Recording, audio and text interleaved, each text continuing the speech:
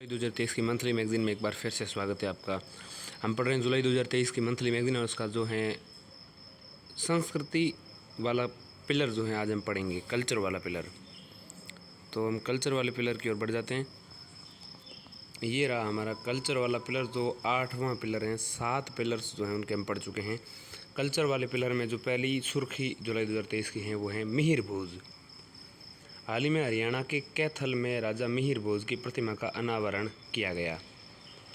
राजा मिहिर भोज की प्रतिमा का अनावरण कहाँ किया गया? हरियाणा के कैथल में, इसलिए ये सुर्खियों में है। मिहिर भोज के बारे में जानें तो वे 9वीं शताब्दी में गुर्जर प्रतिहार राजवंश के एक प्रमुख शासक थे। 9वीं शताब्दी में गुर्जर प्रतिहार राजवंश के एक प्रमुख शासक थे। वह अपने पिता रामभद्र के उत्तराधिकारी बने थे। 836 ईस्वी में सिंहासन पर आसीन हुए थे। उन्होंने आदि वराह भगवान विष्णु के भक्त की उपाधि धारण की। इसके अलावा उनके शासनकाल के कुछ सिक्कों पर आदि वराह पर उनके शासनकाल कुछ सिक्के जो हैं आदि वराह पद उत्कीर्ण हैं। आदि वराह के पद यानी आदि वराह के पांव। अरब व्यापारी सुलेमान ने उन्हें महानतम गुर्जर प्रतिहार सम्राटों में से एक बताया। वे कला और साहित्य के भी महान संरक्षक थे। उन्होंने कवि राजशेखर को संरक्षण प्रदान किया था। तो मिहिर भोज की हरियाणा के कैथल में प्रतिमा का अनावरण किया गया। 9वीं शताब्दी में गुर्जर प्रतिहार राजवंश के एक प्रमुख शासक थे। अपने पिता का नाम रामभद्र और खुद का नाम मिहिर भोज 9वीं शताब्दी में गुर्जर प्रतिहार राजवंश से संबंधित हैं और रामभद्र के उत्तराधिकारी बने थे। 837 ईस्वी में सिंहासन पर आसीन हुए। आदि वराह की उन्होंने उपाधि धारण की। आदि वराह यानी विष्णु के भक्त।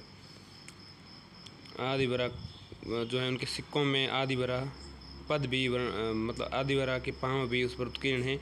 अरब व्यापारी सुलेमान ने इनको महानतम सम्राट कहा। गुर्जर प्रतिहारों में कला साहित्य के भी संरक्षक थे। कवि राजशेखर इनके संरक्षण में थे। मिहिर भोज का राजनीतिक समेकन।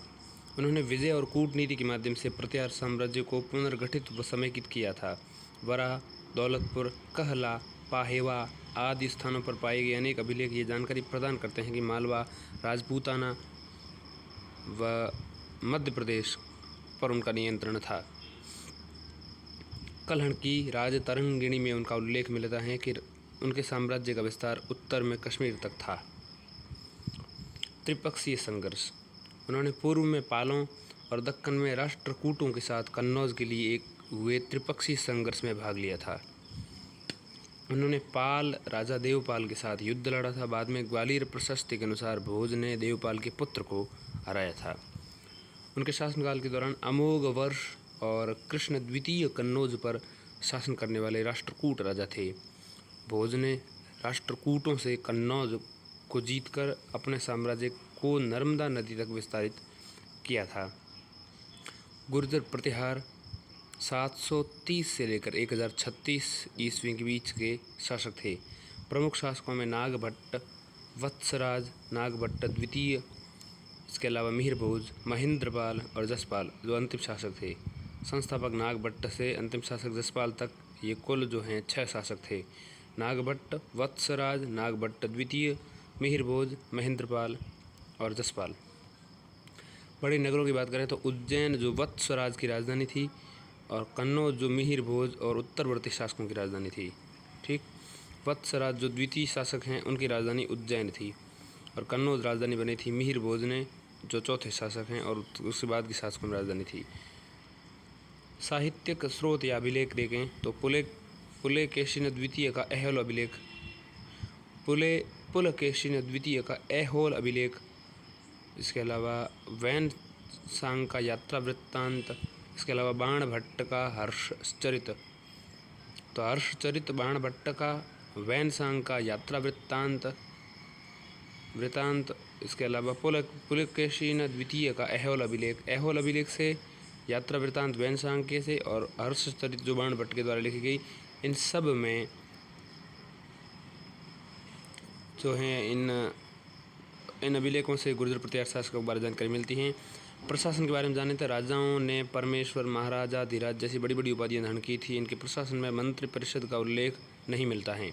राज्य को भुक्तियों को मंडलों में राज्य जो है राज्य को भुक्तियों में बांट दिया, भुक्तियों को मंडलों में और मंडलों को फिर नगरों और गांवों में विभाजित किया गया था। गांवों का प्रशासन स्थानीय स्तर पर किया जाता था। सामाजिक और धार्मिक परिस्थितियाँ देखें तो समाज में जाति व्यवस्था प्रचलित थी और अंतर जातीय विवाह भी होते थे। शाही और अमीर वर्ग के लोग बहुविवाह करते थे। यह ब्राह्मणवादी धार्मिक व्यवस्था के लिए एक प्रगति का युग था। तत्कालीन समय में वैष्णव, शैव, शक्ति और सौर सबसे प्रमुख संप्रदाय थे। इस काल में मूर्ति पूजा, यज्ञ और धार्मिक स्थलों को दान देना भी प्रचलन में था। कला और स्थापत्य। इस राजवंश के शासक कला, स्थापत्य और साहित्य के महान संरक्षक थे। इस काल की उत्कृष्ट मूर्तियों में विष्णु का विश्व रूप, शिव और पार्वती का विवाह, इसके अलावा महिला आकृति, सुरसुंदरी आदि शामिल हैं। इस राजवंश के स्थापत्य कला के सबसे उत्कृष्ट कार्य को ओसियां में देखा जा सकता है, जहां स्थापत्य की मारू शैली में निर्मित हरिहर मंदिर विशेष हैं। ओसियां आधुनिक राजस्थान के जोधपुर जिले में अवस्थित हैं। ओसियां में निर्मित आरंभिक संरचनाएं मंदिर निर्माण की पंचायतन शैली का उदाहरण प्रस्तुत करती हैं। इस शैली में मुख्य 4 सहायक मंदिरों से घिरा रहता है। मुख्य मंदिर ग्वालियर किले में स्थित तेली का मंदिर भी स्थापत्य कला का अद्भुत नमूना है। यह मंदिर शक्ति पंथ को समर्पित हैं तथा इस राजवंश की सबसे आरंभिक बड़े स्तर की उन पुरानी संरचनाओं में से एक है जो आज भी मौजूद है। इसका निर्माण मिहिर भोज के शासनकाल में हुआ था। उत्तराधिकारियों के बार बार बदलने और पारिवारिक कलह, पश्चिम के तुर्क हमलों और पूर्व के पाल शासकों के आगे बढ़ने के कारण इस राजवंश का 1036 ईस्वी में पतन हो गया। अब हम बात करते हैं श्री अल्लूरी सीताराम राजू। तो अल्लूरी सीताराम राजू क्या हैं? श्री अल्लूरी सीताराम राजू हाल ही में श्री अल्लूरी सीताराम राजू की 125वीं जयंती और रंपा विद्रोह की 100वीं वर्षगांठ के अवसर पर हैदराबाद में वर्ष भर चलने वाले उत्सव का शुभारंभ किया गया।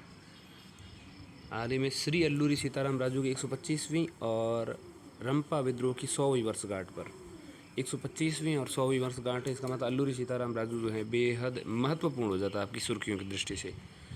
तो 125वीं जयंती रंपा विद्रोह की और 100वीं वर्षगांठ हो गई हैदराबाद, क्षमा कीजिएगा, अल्लूरी सीताराम राजू की जो है 125वीं जयंती और रंपा विद्रोह की 100वीं वर्षगांठ, दोनों एक ही दिन पड़ते हैं। और इसी कारण से इसी दिन से जो शुभारंभ किया गया हैदराबाद में वो किया गया है एक वर्ष भर चलने वाले उत्सव का। आरंभिक जीवन के बारे में जाने श्री अल्लूरी सीताराम राजू के बारे में। तो इनका जन्म स्थान तो वैसे ये आंध्र प्रदेश के भीमावरम के निकट मोगल्लू गांव में हुआ था। 4 जुलाई 1897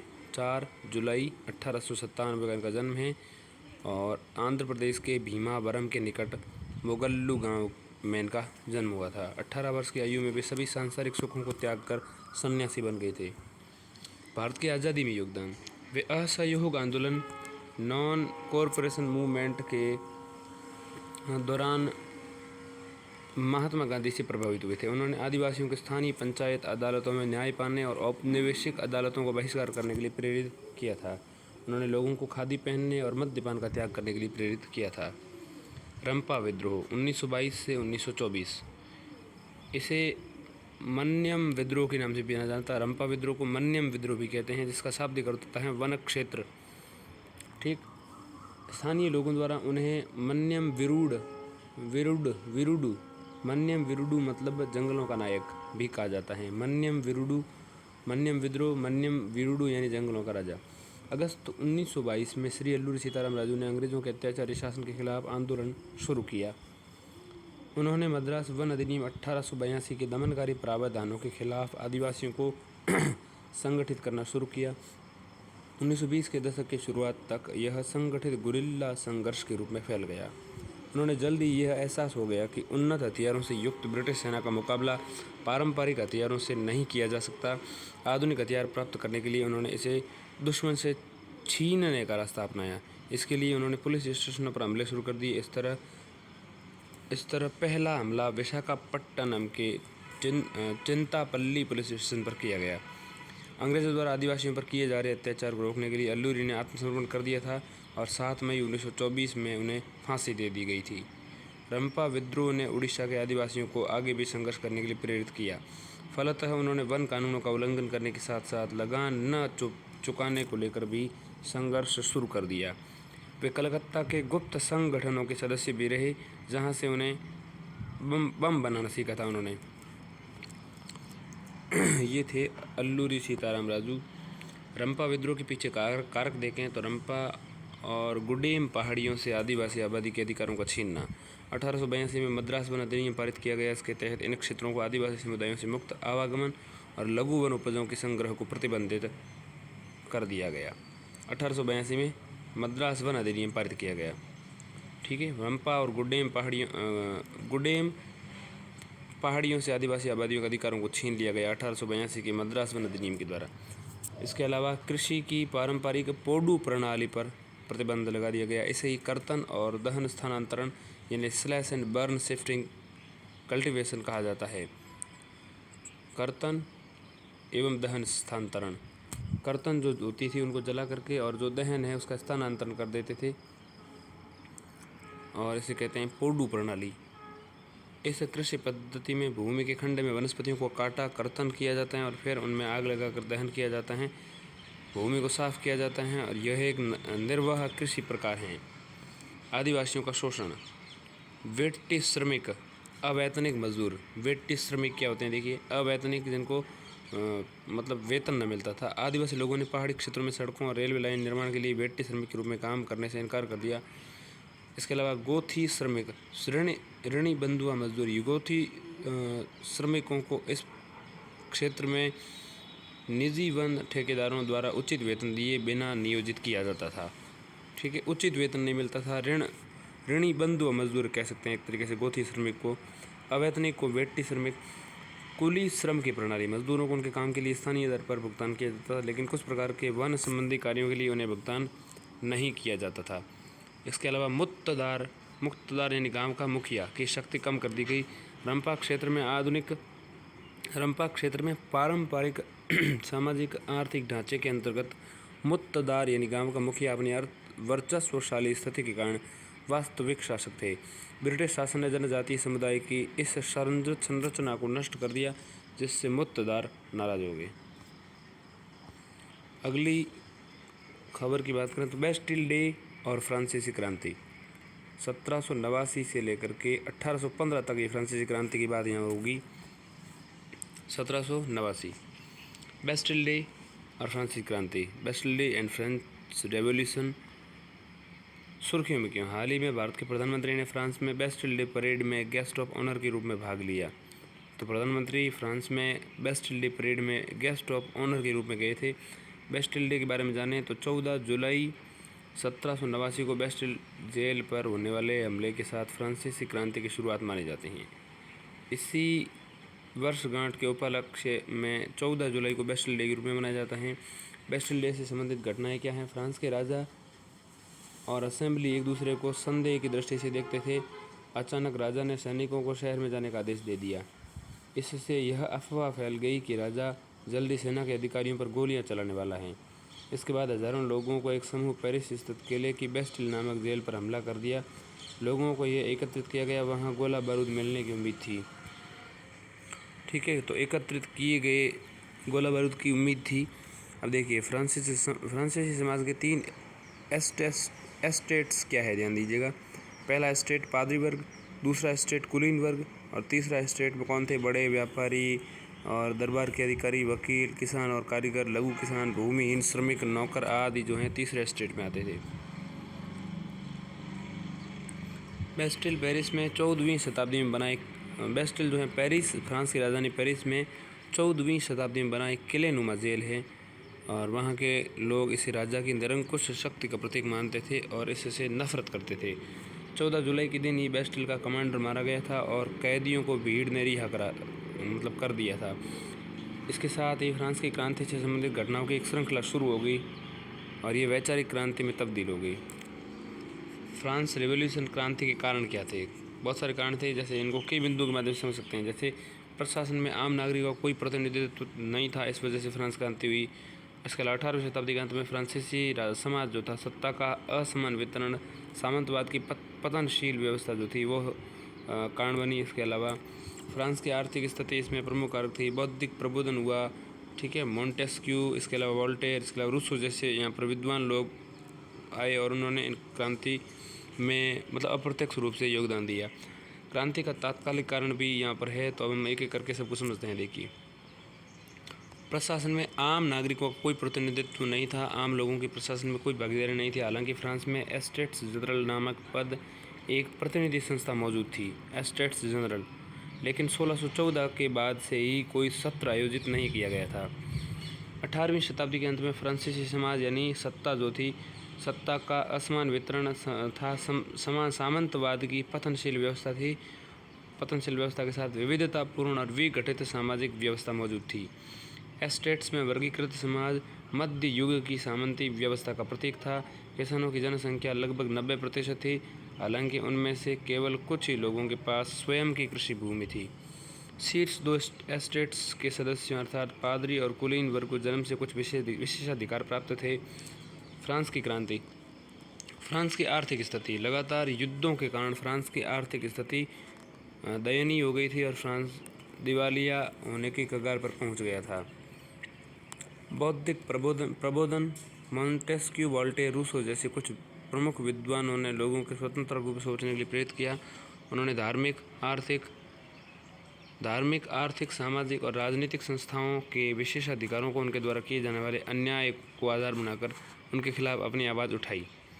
ठीक है, तो मोंटेस्क्यू, वोल्टेयर और रूसो जैसे कुछ विद्वानों ने लोगों को स्वतंत्र रूप से सोचने के लिए प्रेरित किया और धार्मिक, आर्थिक, सामाजिक, राजनीतिक संस्थाओं के रूप में विशेषाधिकारों तथा उनके द्वारा किए जाने वाले अन्याय को आधार बनाकर उनके खिलाफ आवाज़ उठाने के लिए उन्होंने मतलब बौद्धिक प्रबोधन यहाँ पर किया गया। इसके अलावा क्रांति का तात्कालिक कारण क्या था? फ्रांस के तात्कालिक राजा लुईस 14 की अदूरदर्शी नीति और आर्थिक संकट ने सर्वहारा वर्ग का जीवन कष्टकर बना दिया। इस दौरान मध्यम वर्ग भी उभर रहा था। अब फ्रांसीसी क्रांति के परिणाम समझेंगे, उससे पहले हमने फ्रांसीसी क्रांति का घटनाक्रम जो है समझ लेना चाहिए। देखिए, फ्रांसीसी क्रांति का घटनाक्रम किस प्रकार से है। 1774 में लुई 14वां फ्रांस का राजा बना। 1774 में राजा बनते ही उसे खाली राजकोष व पुरानी शासन व्यवस्था के रवैये के कारण उत्पन्न सामाजिक असंतोष का सामना करना पड़ा। फिर 1789 में एस्टेट्स जनरल का अधिवेशन बुलाया गया और तीसरे एस्टेट ने, जो निचला वर्ग था एस्टेट तीसरा, उसने नेशनल असेंबली का गठन किया और बास्तिल पर धावा बोल दिया। ग्रामीण इलाकों में किसानों ने विद्रोह कर दिया। ठीक, 1791 में राजा की शक्तियों को सीमित करने और सभी मनुष्यों को आधारभूत अधिकारों की गारंटी देने के लिए संविधान का निर्माण किया गया 1791 में। 1792-93 में फ्रांस एक गणतंत्र बन गया और राजा का वध कर दिया गया। जैकोबिन रिपब्लिक की समाप्ति। फ्रांस में डायरेक्टरी नियमों के तहत शासन की शुरुआत। 1804 में नेपोलियन फ्रांस का राजा बन गया। 1804 में उसने यूरोप के बड़े हिस्से पर कब्जा कर लिया। इसके अलावा 1815 में वाटरलू के मैदान में नेपोलियन की हार हुई। अब हम समझते हैं फ्रांसीसी क्रांति के परिणाम।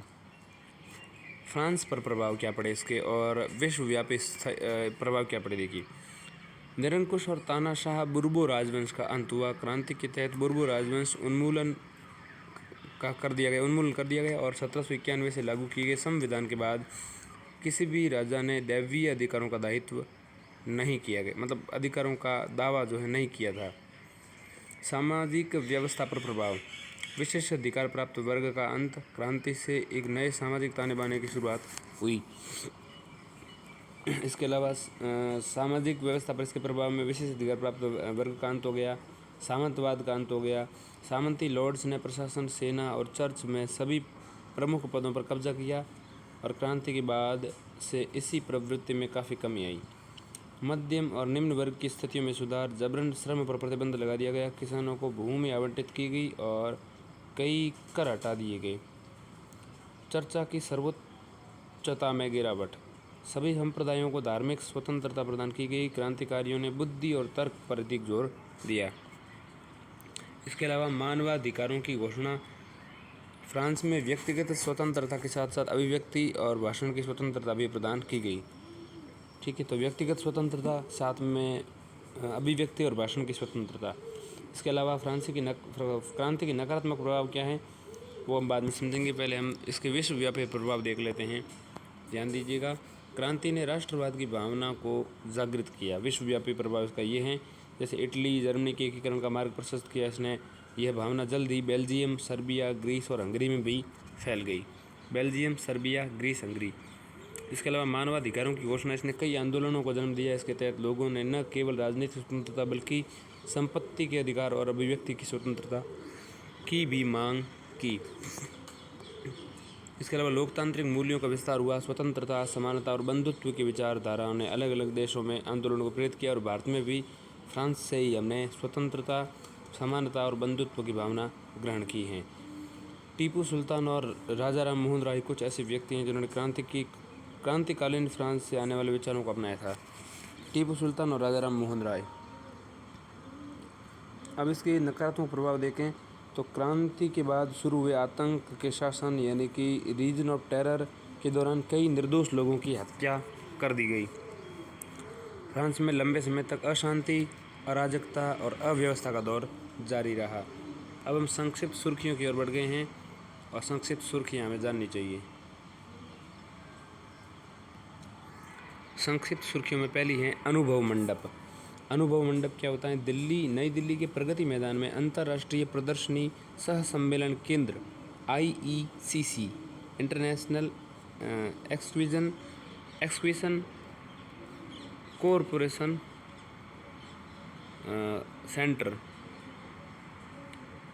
का भारत मंडपम नाम रखा गया है। तो इस अंतर्राष्ट्रीय प्रदर्शनी सह सम्मेलन केंद्र यानी IECC का नाम क्या रखा गया है? भारत मंडपम।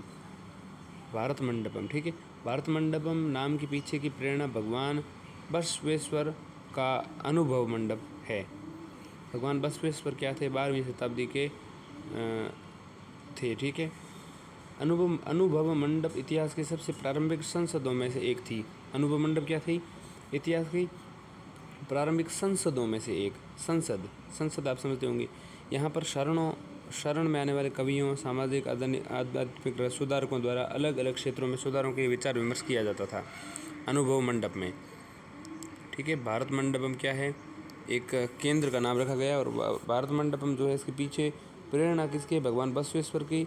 उनका अनुभव मंडप जो है वो भारत मंडपम के पीछे कारक हैं। एक महान योगी प्रभुदेव इस संसद के अध्यक्ष थे, वहीं भगवान बसवेश्वर प्रधानमंत्री के रूप में कार्य करते थे। महान योगी प्रभुदेव इस संसद के अध्यक्ष थे। संसद के अध्यक्ष कौन थे? अनुभव मंडप जो 12वीं शताब्दी में थी उसके अध्यक्ष थे प्रभुदेव और भगवान बसवेश्वर प्रधानमंत्री के रूप में कार्य करते थे। मंडप के सदस्यों का चयन लोगों द्वारा नहीं किया जाता था बल्कि मंडप के उच्च प्राधिकारियों द्वारा चयनित या मनोनीत किया जाता था। अगली खबर है पोरपनई कोट्टई स्थल। तो पोरपनई कोट्टई स्थल क्या है? पोरपनई कोट्टई साइट तमिलनाडु के पुदुकोट्टई जिले में स्थित पोरपनई कोट्टई स्थल की खुदाई से संगम युग के संबंधित सोने का स्टड, हड्डी से बना एक नुकीला औजार और इसके अलावा कार्नेलियन मनका प्राप्त हुआ है। संगम युग तमिलनाडु व केरल के प्राचीन इतिहास का एक काल है। यह 6ठी शताब्दी ईसा पूर्व से लेकर 6ठी शताब्दी ईसा पूर्व से लेकर 3री शताब्दी ईस्वी तक विस्तृत था। उत्खनन स्थल से शवाधान स्थल का संकेत मिला है और दुर्ग क्षेत्र में स्थल के अंदर जल निकायों के प्रमाण मिले हैं। कार्नेलियन मनके की खोज में देश में आंतरिक व्यापार का संकेत दिया है क्योंकि सामान्यतः भारत के उत्तरी भाग में प्राप्त हुए हैं। हड्डी के नुकीले औजारों की खोज से संकेत मिलता है कि पोरपनई कोट्टई बुनाई उद्योग का स्थल था। अगली खबर की बात करते हैं तो जहाज निर्माण की टंकाई पद्धति। क्या है टंकाई पद्धति? केंद्रीय संस्कृति मंत्रालय और भारतीय नौसेना सामूहिक रूप से जहाज निर्माण की 2000 साल पुरानी तकनीक को पुनर्विकसित करने के लिए परियोजना शुरू करेंगे। इस तकनीक को टंकाई पद्धति के नाम से जाना जाता है। इस पद्धति में जहाज का निर्माण किलों के प्रयोग के स्थान पर लकड़ी के सख्त लकड़ी के तख्तों के साथ जोड़कर किया जाता है। इस पद्धति से निर्मित जहाज के लचीलेपन और टिकाऊपन में वृद्धि हो जाती है। इससे उनके उथले जल और जलमग्न बालू भित्ति यानी सैंड बार से नुकसान पहुंचने की संभावना कम हो जाती है। यूरोपीय जहाज़ों के आगमन से जहाज़ निर्माण की तकनीक में बदलाव आ गया। अब देखिए अगली खबर जो है वो ओल चिकी लिपि। ये ओल चिकी स्क्रिप्ट क्या है, ध्यान दीजिएगा। प्रधानमंत्री ने संथाली भाषा की ओल चिकी लिपि का उपयोग करके संथाल जनजाति के लोगों को हूल दिवस की शुभकामनाएं दी। ठीक है, जनजाति हूल दिवस की शुभकामनाएं वहाँ पर संथाल जनजाति के लोगों को दी। संथाल एक जनजाति हैं और संथाल जनजाति जो हैं उस संथाल जनजाति के लोगों को हूल दिवस की शुभकामनाएं प्रधानमंत्री देते हैं। संथाली भाषा जो है ओल चिकी इस नाम की लिपि में लिखी जाती है। 92 कॉन्स्टिट्यूशनल अमेंडमेंट संविधान संशोधन के बाद संथाल को भारतीय संविधान की 8वीं अनुसूची में जोड़ा गया। बोडो, डोंगरी, मैथिली और संथाली के साथ संविधान में शामिल हो गए थे। ठीक है, बोडो, डोंगरी, मैथिली और संथाली इन चारों को जोड़ा गया। इसके अलावा 8वीं अनुसूची में भारत की आधिकारिक भाषाओं में सूचीबद्ध किया गया। ओल चिकी लिपि का विकास 1925 में रघुनाथ मुर्मू ने किया था। संथाली एक मुंडा भाषा है। ठीक है, यह भाषा झारखंड, पश्चिम बंगाल, ओडिशा, बांग्लादेश, पूर्वी नेपाल और भूटान में बोली जाती है। 2011 की जनगणना के अनुसार भारत में संथाली बोलने वाले लोगों की संख्या 7.3 मिलियन है। 30 जून को 1885 के संथाल विद्रोह की शुरुआत की स्मृति में हूल क्रांति दिवस के रूप में मनाया जाता है। संथाल विद्रोह 1855 से 1856 और ब्रिटिश औपनिवेशिक शासन के खिलाफ शुरुआती विद्रोह में एक था। इस विद्रोह का मुख्य कारण 1790 का स्थायी बंदोबस्त अधिनियम था। इसके कारण बीरभूम व मानभूम क्षेत्रों वर्तमान बंगला में इनका विस्थापन हो गया था। बाद में जमींदार, पुलिस और ब्रिटिश द्वारा उनका शोषण किया गया। यह विद्रोह झारखंड की राजमहल पहाड़ियों में दामिनी कोह क्षेत्र में हुआ था। इस विद्रोह का नेतृत्व 2 भाइयों सिद्धू और कान्हू मुर्मू ने किया था। अगली सुर्खी है कुई भाषा, कुई लैंग्वेज। ओडिशा मंत्रिमंडल में संविधान में 8वीं अनुसूची में कुई भाषा को शामिल करने के प्रस्ताव को मंजूरी दे दी है। ओडिशा मंत्रिमंडल में संविधान की 8वीं अनुसूची में कुई भाषा को शामिल करने की मंजूरी दे दी है। कुई भाषा द्रविड़ भाषा परिवार से संबंधित हैं। ये मुख्य रूप से कौंद या कंद नामक ओडिशा की सबसे बड़ी जनजाति के द्वारा बोली जाने वाली भाषा है। इस भाषा में उड़िया लिपि का उपयोग होता है और खोंडी और गुमसाई इसकी उपभाषाएं हैं। खोंडी, गुमसाई। भारतीय संविधान की 8वीं अनुसूची की बात करें तो इसे देश की आधिकारिक भाषाओं की सूची कहा जाता है। वर्तमान में 22 भाषाएं हैं। मूल संविधान में 14 भाषाएं सूचीबद्ध थी, बाकी भाषाओं को उसके बाद जोड़ा गया। सिंधी को 1967 में 21वें संविधान संशोधन के द्वारा, कोंकणी, मणिपुरी और नेपाली नमक को 1992 में, और इसके अलावा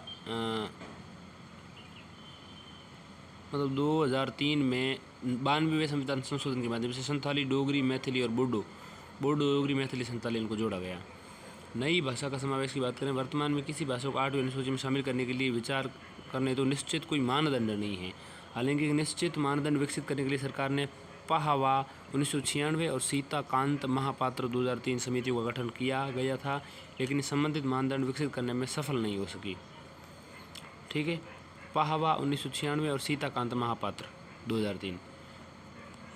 अब हम बात करते हैं किसी भाषा को संविधान की 8वीं अनुसूची में शामिल होने से प्राप्त होने वाले लाभ कौन कौन से हैं। तो कोई भाषा संविधान की 8वीं अनुसूची में शामिल हो जाने से बहुत सारे लाभ है, जैसे उक्त भाषा के विकास के लिए सरकार से सहयोग प्राप्त होता है। इसके अलावा साहित्य अकादमी से मान्यता मिलती है, साथ ही उसमें शामिल पुस्तकों का व्यापक स्तर पर अनुवाद किया जाता है। इसके अलावा राज्य विधानमंडल और संसद में बहस के दौरान इसका उपयोग किया जा सकता है। इसके अलावा अखिल भारतीय प्रतियोगी परीक्षाओं में इसका उपयोग किया जा सकता है। इसके अलावा RBI द्वारा भारतीय नोटों पर अंकित भाषाओं में इसे शामिल कर लिया जाता है। ठीक है, अब हम बात करते हैं जो समुदाय। जो पीपल क्या हैं? जो समुदाय में निम्नलिखित शामिल हैं। कौन है? चिन, कुकी और मिज़ो निर्जातीय समूह की सभी जनजातियाँ ये म्यांमार, भारत और बांग्लादेश में फैली हुई हैं। इसमें कई उपजातियाँ और कुल जैसे चिन, कुकी, मिज़ो, लुशेई, जोमी, पैतेई, हमार, रालते, पावी, लाई, मारा, गंगट, गंगटे, थाडो आदि शामिल हैं। ऐसा माना जाता है कि जनजातियाँ चीन से तिब्बत होते हुए म्यांमार में बसने के लिए चली गई थीं। वे तिब्बती बर्मी भाषा समूह की भाषाएं बोलते हैं। तिब्बती बर्मी भाषा समूह की भाषा बोलते हैं। अगली सुर्खी है केर पूजा। यह त्रिपुरा में मनाए जाने वाला एक त्यौहार है जो खारची पूजा के 2 सप्ताह बाद मनाया जाता है। इसमें संरक्षक देवता केर की पूजा की जाती है। त्यौहार के दौरान एक संरक्षित क्षेत्र में बनाने के लिए अगरतला के प्रवेश द्वार बंद कर दिए जाते हैं। इस दौरान लोगों को आग जलाने, नृत्य करने, गाने, यहाँ तक कि जूते पहनने की अनुमति नहीं होती है। यह त्यौहार पूर्वोत्तर के कुछ राज्यों के साथ साथ बांग्लादेश के चटगांव पहाड़ी इलाकों में भी आयोजित किया जाता है। ठीक है, पूर्वोत्तर के बहुत सारे राज्यों में, इसके अलावा साथ साथ बांग्लादेश के चटगांव पहाड़ी इलाकों में आयोजित किया जाता है। त्रिपुरा में मनाया जाने वाला एक त्यौहार, इसको केर पूजा कहते हैं। ये खारची पूजा के 2 सप्ताह बाद मनाया जाता है। संरक्षक देवता केर की पूजा की जाती है। त्यौहार के दौरान संरक्षित